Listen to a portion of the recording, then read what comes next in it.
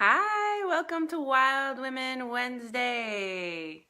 Hi, we are back on today after 2 weeks gone.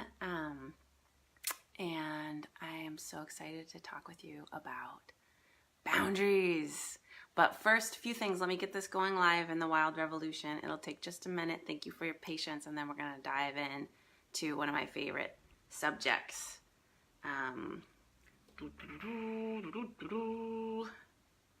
Okay, why am I not showing up here? Oh, here I am. Okay.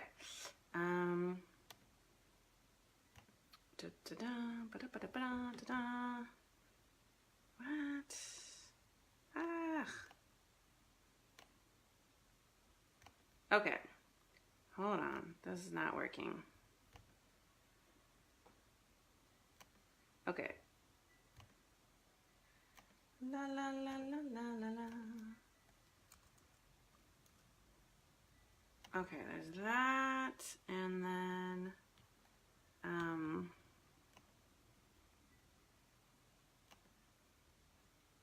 oh no, where did I go? Am I still here? Okay, hi. Okay, trying to get into the Wild Revolution. We're gonna do this, we're gonna do it, we're gonna do it. Okay. Share to a group. Wild Revolution. Okay.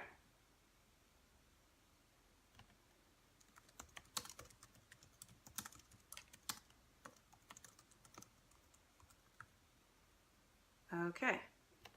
Yes, we are live. Sweet. All right, let's get started. What's happening? Hi out there. Hi. So we're going to talk about boundaries. I am so excited to teach you about this superpower. Having good boundaries is just a complete game changer for your life. When you have good boundaries, you can have more time to do the things that you love. Sorry, I'm kind of making some adjustments here. Hi. You can cut stuff off of your plate. Just that feeling you have when you go to the thrift store and you just get rid of all the stuff you don't want, including the stuff that like maybe somebody gave you that you feel like you should keep but you don't want to keep, and you just let it all go. That's the kind of thing I'm talking about when you have good boundaries. And you can surround yourself with only the people who just light you up and inspire you. And just think about the implications of those two things alone. If you were, for the most part, only doing things that you want to do, and sometimes things you want to do are things you've chosen to do that you don't love, but it's important to you, and only having people in your life that you want in your life, what might be different for you? Just think about the implications of those two things alone. And also how much energy can be freed up by not worrying about what other people think and how they're going to respond to your boundary. Just think about all that energy that could be freed up and the freedom of that. So what a prison it is living in that world. And I'm really excited to, hi, Elizabeth Dubin. Hi. So nice to have you here. Yeah. So what we're talking about today is this radical shift from living in a world where you're constantly thinking about, oh, Jen, constantly thinking about, well, how is somebody going to respond if I say, oh, I'm not coming to your kid's birthday party, or, and you don't have a good excuse, that it's just like, oh, I love all exploding hearts. That's the best feeling. If it's just like, hey, I need to stay home and take an Epsom salt bath, and I'm sorry I can't come. Or maybe it's a birthday party of an acquaintance who's just not a top priority in your life. Shifting that system from, who's going to be hurt, who's going to be disappointed or mad, that's a big one, to, what's important for me? What are my priorities? What do I need? Yeah. I like Elizabeth Dewin says, I like this topic, total prison. Yeah, men don't deal with this right. Yeah, I'm going to talk about that. I think men do, but much less than us women. There's a lot of conditioning that goes into how we are in the world. I'm going to talk more about that for sure. Yeah. So making that switch to your own ethical system of tuning into yourself. Am I living in a way that feels in integrity? And then not being so affected by what the other person's response is. Yeah, I like Jen says that her man, she's got a good man, struggles with this. Yeah, it happens with men too, for sure. So today I'm going to be teaching you some guidelines, some principles that are going to help recondition your mind and the system that you have in place. And I'll be telling you some stories and giving you my most powerful tool that I give my wild women. It's one of the tools that they say is one of their favorites that they get from the program, that is one of the biggest life-changing tools they've gotten. And it was definitely a life-changing tool when I first received it. So I'll be giving that to you here today. And first I want to ask you, what is the hardest thing for you about boundaries? As well as, is there anything in particular you want me to cover today? So go ahead and post below, just off the top of your head, what's the hardest thing for you around boundaries? I'd love to hear from you.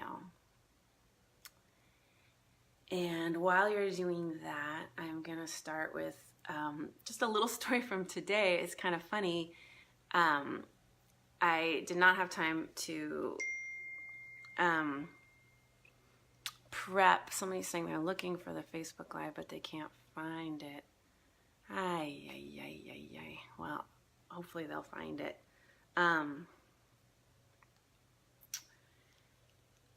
Yeah. So yeah, I didn't have time to prep this ahead of time, and I scheduled a lunch date for today, and I don't usually do lunches on Wednesday because I just like to get in the mode for doing Wild Women Wednesdays. And so I had to cancel the lunch date, which didn't feel super great because it was a last minute cancel, and nobody likes to be canceled last minute. She was cool about it. But it's kind of funny in that, I was kind of feeling a little bit guilty about it because that's not how I usually like to be in the world. And then oh, Carrie, you found us. Hi, I'm glad you found us. And then I started thinking, oh, it's so funny that I'm canceled so that I could do this talk on boundaries, so I can really take care of myself, so I can show up for you guys, because this is my top priority, after my kids and closest loved ones. And so what I did is I just talked with myself, because the part that was freaking out was I like that part. She's like, hey, don't cancel last minute. And then I just said, sweetie, how about let's just not schedule lunch dates on Wednesdays? Let's remember that that's what we want to do so we can have this time. And we're just going to do that going forward. And, the cost, like I could go to the lunch. Those are sometimes the hardest boundaries to have, is when, it's like, well, I could go, I'm not like deathly ill or anything. But then what's the cost, And I ended up going into the thrift store and playing ukulele and having a nice lunch. Hi, Erin. Here, and so of course there's this part of me that wants to be guilty. Like, you canceled lunch so you could play the ukulele, or go to the thrift store. Like, is that important? And you know what? It's totally important, because my year for 2019 is succulents, and I can't show up fully if I don't take care of myself. So I hope that you're taking this in. Elizabeth says, hardest thing, just being sensitive to other people's emotions is a blessing and a curse. Oh yeah, sister. because if you're tuned in by nature, it's hard to do a personality shift. I'm going to talk about that for sure. Absolutely. And Jen says, yes, that's so hard when you actually can go, but need to not go for your own sake. Yes. Yeah. Yes. So I'm going to be talking about being an empath and being really tuned into others, because it is a blessing. And I'm going to be teaching you some skills to have some psychic shields around that. All right. So we're going to dive into some content. Carrie says, hardest thing to doing things that I want to do by myself. Oh God, but what are the benefits of doing things that you want to do by yourself? Mary! Woo! She says, knowing when you're actually ready to set a boundary and stand by it, or when you still need to do more internal work around discovering what the authentic boundary is. Hold on, let me wrap my head around this. Knowing when you actually are ready to set a boundary and stand by it, or when you still need to, Yes, setting a boundary when you're kind of wishy-washy about, like, do I get to do this boundary? Is this a boundary I want to create? Versus like, okay, this is definitely my boundary. I think that's what you're talking about. Cool. Mary, it's so nice to have you here. Now I'm wishing I had figured out how to do, I want to figure out how to do live coaching, but every week I just chicken out on the technological barrier. But I want to get that going so I can start, like we could just dive in together and I could give you guys some coaching around this. So maybe next week. But let's dive into some content. Are you guys ready? You gals and guys? Okay. So the main thing, number one, I want to tell you, is that you are the authority. You get to decide your boundaries. As women especially, and I know this happens with men too, I think we often ask for permission to do something. You know, we'll come to our partners or friends and say, you know, how would it be for you if I did this or didn't do this? Which, I mean, that's a good thing to ask, but more in a way of, is it okay? And then if it's not okay with them, then we think, oh, well, it's not okay for me to do this. Or this is the main thing I think most of us struggle with is Jen, I like your suggestion. I might do that. You think your boundary is right or wrong based on the response you get from the other person. Give me an if this is something that you struggle with, you know, some kind of sign there if this is something you struggle with. So I am lucky enough to have had a master, exploding hearts, to have had a master teacher with this. Because like many of you, I grew up, of course, wanting to be liked. And one of my superpowers is really, like you, Elizabeth, being able to read people and know, you know, when they're slightly disappointed or what, you know, what their needs and wants are. And then I could just chameleon to fit those. And I was so good at it that, you know, I was liked for it and able to do it consistently. And it's kind of a curse, isn't it? And so luckily I ended up in this relationship, this long-term relationship with somebody who was just impossible to please and, you know, constantly disappointed and pretty unreasonable. And so I was, you know, just twisting myself into pretzels and, you know, performing again and again and again to try to please this person. And thankfully it was impossible. And the sad part is I really lost myself. Some of you know the story of how deep it got, including drug use and kind of just being in a coma in a way. And I feel so guilty because it was, the first few years of my son's life, and I always wonder what the impact of that was on him. But thankfully it got unbearable, and I woke up one day. It was like I just snapped awake. And that kind of happened after this. It happened slowly. It was like this stuff happening underneath the snow for a long time. And then all of a sudden it shoots up one day.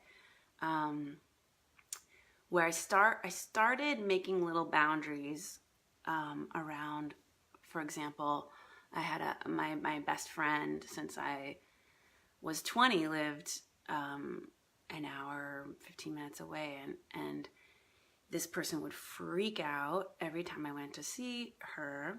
I think because I don't know, he was jealous, concerned that she was somehow a threat. And it was so miserable. I think probably some of you might have had relationships with this. A lot of the women who are attracted to Wild Women Rising are in situations like this.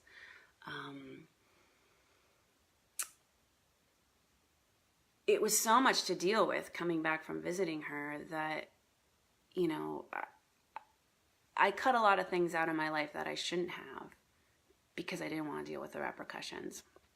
But this voice inside me started saying, wait a second, it's reasonable to want to go see your best friend, and it's not selfish. It's not, yes, we have work to do on the house and blah, blah, blah, but you can see your best friend once every 2 months. Let's have a boundary around that. Okay, let's protect that. And he would freak out, and I protected it, and that was my road out. Actually, was deciding on these things that I would protect. And so I left this person, but still, they were sending me, rambling, rageful, long texts in the middle of the night, and I was still responding because I felt like I needed to justify and defend and somehow make it understood or right that the boundaries I was making were okay boundaries, as if he was the judge. And so this is the point I want to make, is that the other person isn't the judge. Like that was his wounding.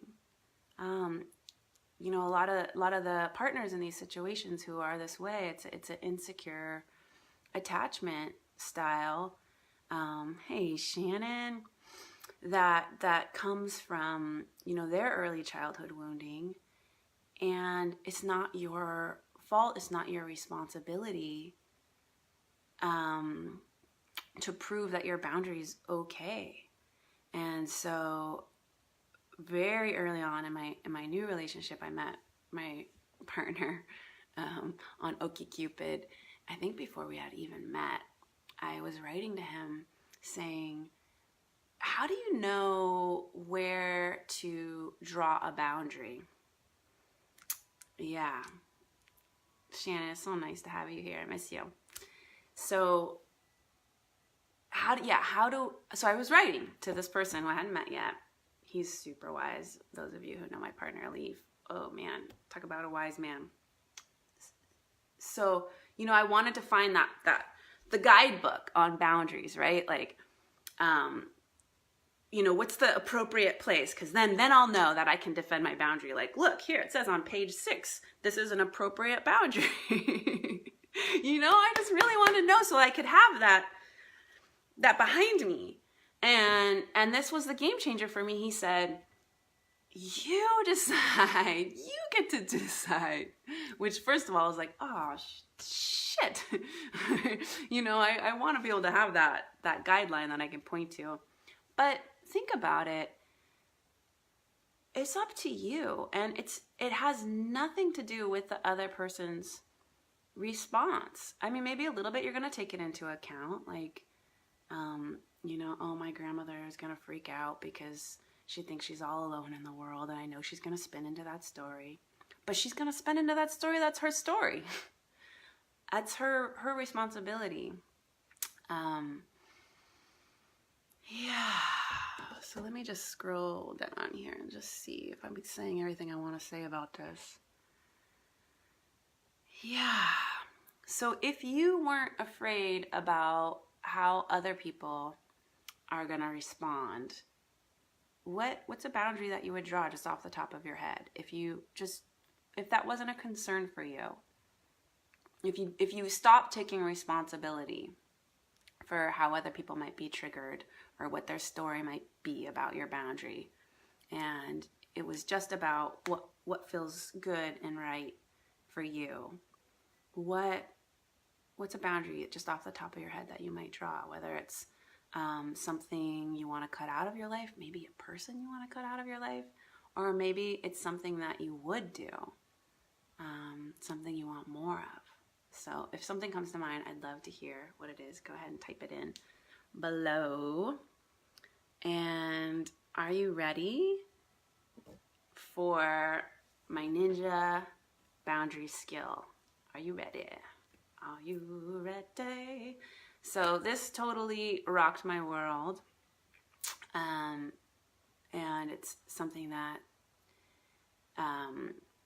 the wild women who I've given this to say is one of the biggest takeaways that they got from the program. So on one level, here, let me just see what Jen says. I just realized that taking other people's opinion into account is normal. It's whether or not you let it drive your bus that becomes the person we keep in ourselves. Yes, of course. Yeah, like I'll often go to my partner and just say, how would this be for you if I did this? But I'm not basing it on how it would be for him. I'm just taking that information into account. I'm not asking for permission. And of course you're going to take it into account, because a lot of you who are watching today are super skilled empaths. And it's a wonderful quality to have. And you need to learn these skills or it's going to suck. Okay, Elizabeth says, I realized after I said that sexiest thing, that sexist thing, the sexiest thing, I missed that. What was that? That sexist thing, that I personally have a much easier time drawing boundaries with men than with women. Huh, that is interesting. That is definitely worth exploring. Okay, it just started pouring rain. Is it pouring rain where you guys are? Oh my gosh. Oh, I love it. It's just pouring. All right. All right. Ninja skill. It's so simple, but for me, it just rocked my world. Okay, so I want you to practice it home with me, and I know it's gonna look totally silly, but it's called Me, Not Me.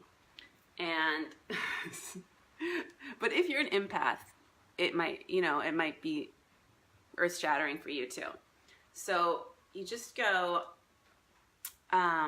me, not me. So let's just start doing this together for a little bit. Oh, Carrie's in Sacramento. No rain in Sac, but it's coming to you, Jen. Okay. Me, not me. So let's just do this together for a little bit. Me, not me. I know. I feel like it's like learning something that other people learned when they were 3 or something that we didn't learn. But so basically it's that you take up this much space. Jen says it's making me have tears. The rain or me, not me? Aw, to see me do me, not me. I love you too, Jen. Okay, so me is taking up all this space. And then there's this shield over here. And the other person's on the other side of the shield. So first of all, your energy takes up all this space and you need it, right? Because before I learned this skill, I would just take people in whole. I would just, feel them and know what was going on with them and just pour myself into them. But you need this space to tune into yourself. What do I want? What do I need? What am I feeling in this moment about what this person's saying? And then what they say or feel, first of all, it hits your shield. So you say your boundary. I'm so sorry, I know how important it is for you that I come with you to this party, but I really need to stay home and do some watercoloring. I just really need to. And I know how much you hate going to parties alone. But this is what I need to do for me, right? So you say it, and then there's their response. You know, maybe they start crying, or maybe they even attack you a little bit because they're hurt. Or maybe they start, kind of guilting you, or, sometimes people have a tendency to know that place that they're going to get you, and they'll press that button or whatever. They're, or maybe they're just bummed and they're just totally cool about it and reasonable. But you just know that they're disappointed. So you let that happen on the other side, right? You don't let it go past your shield. You just stop it right here. Okay, this is information. What does it mean for me? Did I do something wrong? No, I don't have to go to the party. I can choose to go to the party if I want, but right now, the cost of me going to that party, no, God, if I can just stay home and watercolor, oh my God. So I'm not going to let that change my boundary. And I see them over there, it's just, there's a distancing, right? I see them over there and they're sad. And okay, so in a minute I'm gonna soothe them, but I'm still not gonna go to the party. So you're not taking it in. You're not feeling, oh God, I must have done something bad because they're so sad right now. No, they're sad right now because they've just got stuff around going to parties alone, and you can't fix that for them.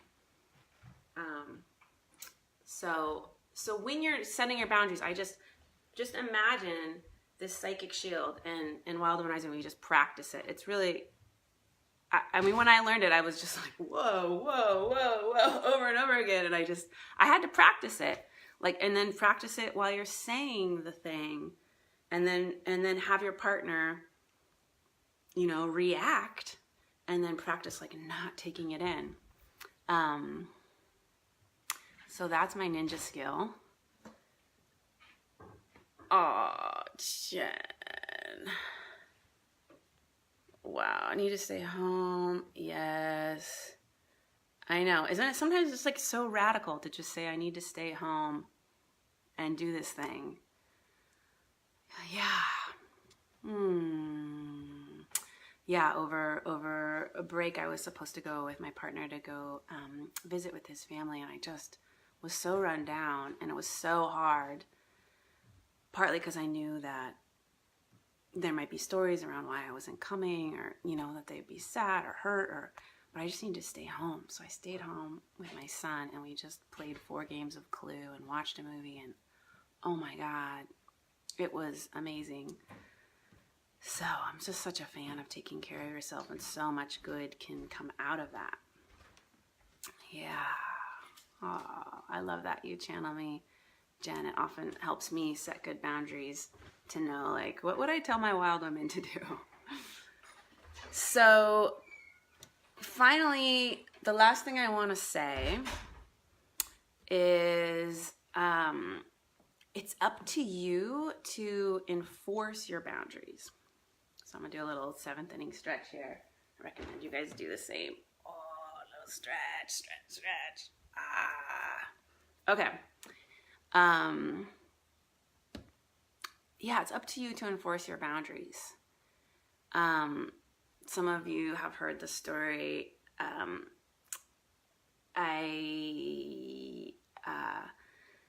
What's the short version?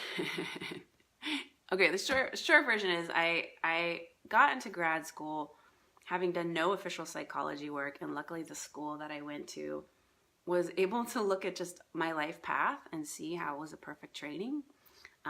Other schools I applied to did not see it that way.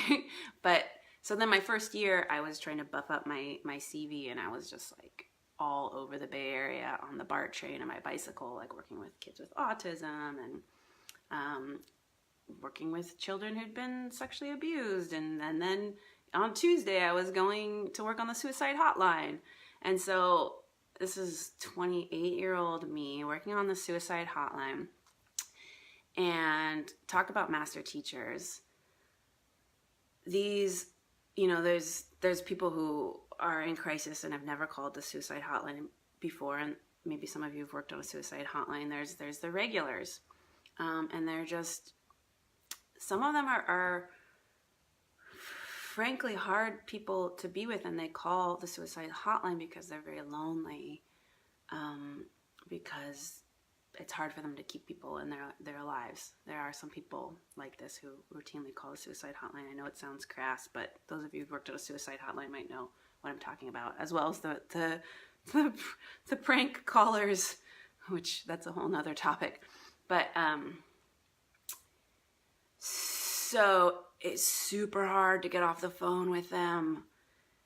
So I would say, this is during my training where, in the other room they can listen and they would shout things to me, my trainer. So, I would say, I need to get off the phone, because my trainer would be like, okay, you need to get off the phone in 5 minutes. I said, okay, well, I've got 5 minutes left, and then we get to the 5 minutes, and then they were just masters at, oh, but I didn't tell you that actually I do have a knife, or, they would find this hook, and it was in many cases extremely manipulative. And me being this sweet young lady who had been conditioned to not interrupt people, to just be polite, and it would work. I mean, how do you, and then they would talk super fast in a way that you would have to interrupt.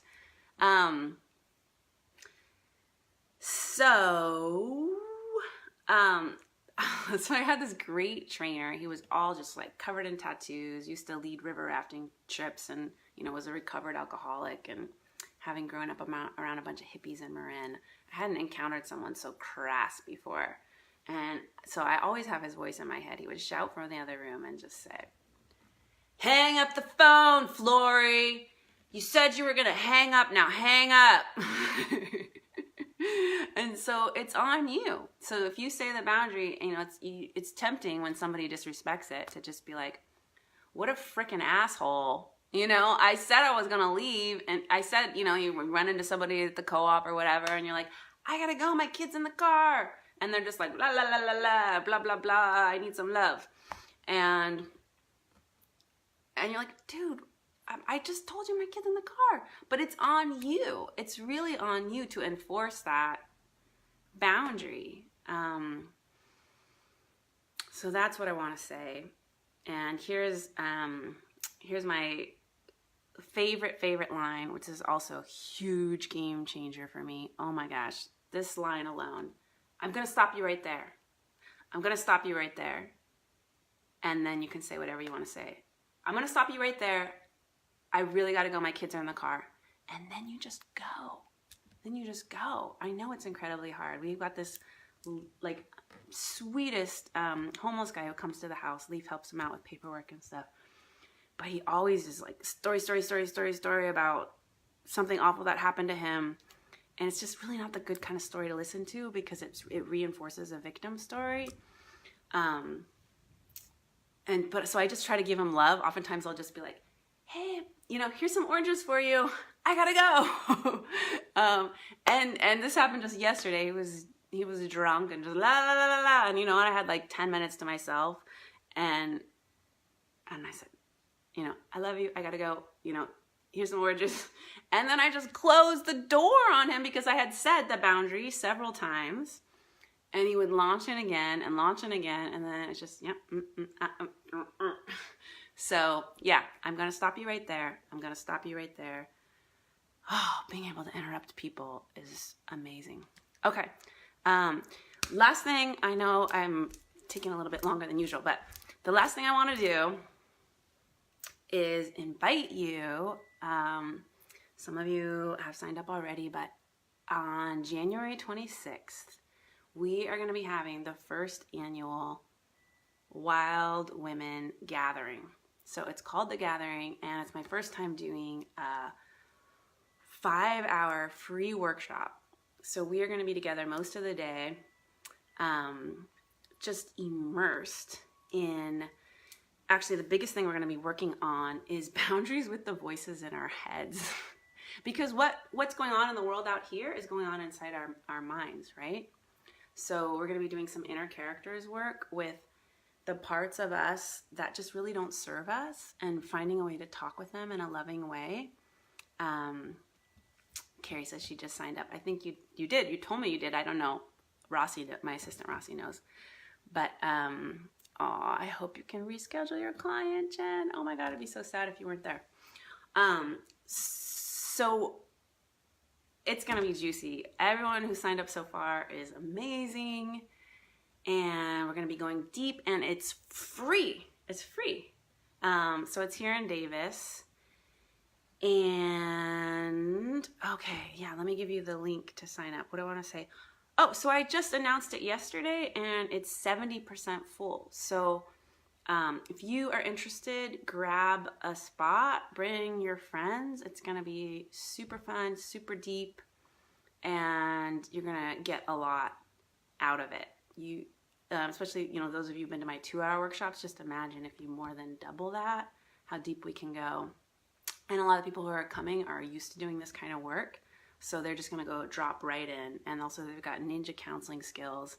Like, you're going to be in good hands. It's going to be a nice, powerful container.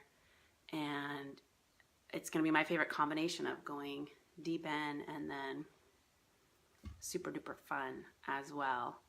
And also great formula I'm going to be giving you to overcome fear and just tap into your intuition so you can know what your path is and then have the courage to follow it, and just reconnect with that badass warrior part of you so you can be unstoppable. Okay, so let me just put the link up really quick for you, because you're going to want to register now if you want to come. There is a $40 deposit, but you get it back when you show up. Okay, so here's the link here. And then here's the link. Uh-oh. Where is it?